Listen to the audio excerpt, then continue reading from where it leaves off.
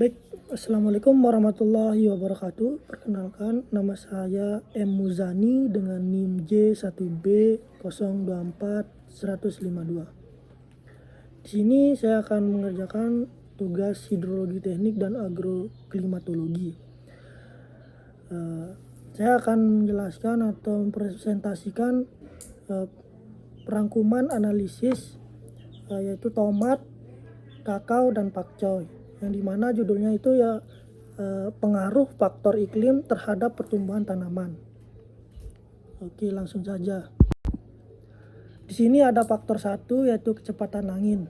Nah, yang dimana di slide pertama ini ada dampak angin pada tanaman tomat yang dibagi menjadi 3. Yang pertama itu pengaruh positif dan negatif, yang kedua itu angin rendah dan sedang, yang ketiga itu angin kencang.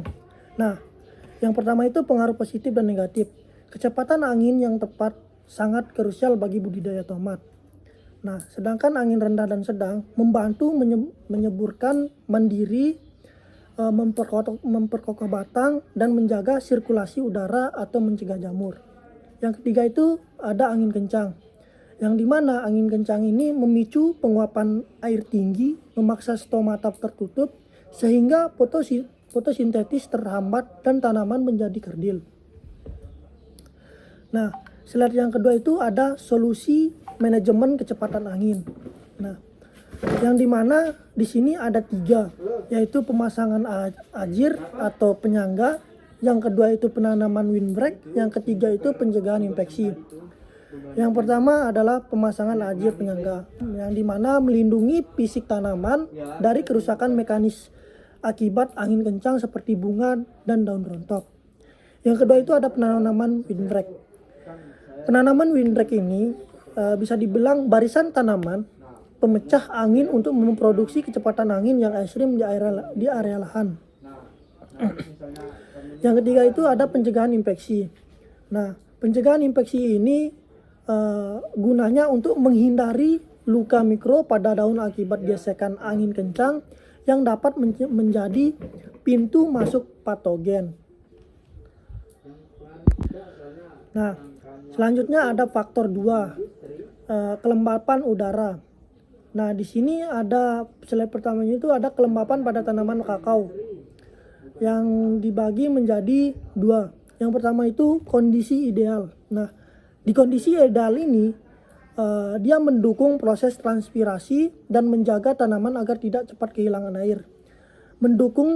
Juga mendukung pertumbuhan daun, batang, dan buah secara optimal. Nah, yang kedua itu ada keseimbangan mikro. Nah, keseimbangan mikro ini yang sangat penting untuk menghasilkan buah berkualitas baik dan mencapai produksi yang maksimal, sehingga tanaman ini menjadi sangat bagus. Yang kedua itu ada dampak kondisi ekstrim.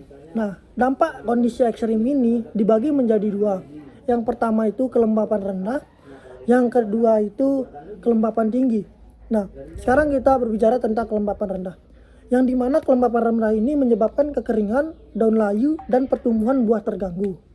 Nah, sehingga itu menyebabkan kelembapan rendah terjadi. Yang kedua itu ada kelembapan tinggi. Nah, kelembapan tinggi ini meningkatkan risiko serangan jamur dan penyakit pada batang maupun buah.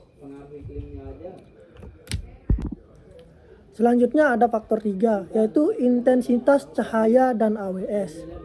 Nah, peran AWS pada tanaman pakcoy yaitu ada 3. Yang pertama itu intensitas cahaya, manajemen air, suhu, dan lembab. Nah, sekarang kita berbicara tentang intensitas cahaya, yang dimana intensitas cahaya ini digunakan untuk memastikan tanaman mendapatkan cahaya cukup untuk fotosintesis yang optimal. Nah, yang kedua itu ada manajemen air. Manajemen air ini memonitoring curah hujan, yang dimana dia itu membantu menentukan waktu penyiraman yang tepat dan menghindari seperti kekeringan dan banjir.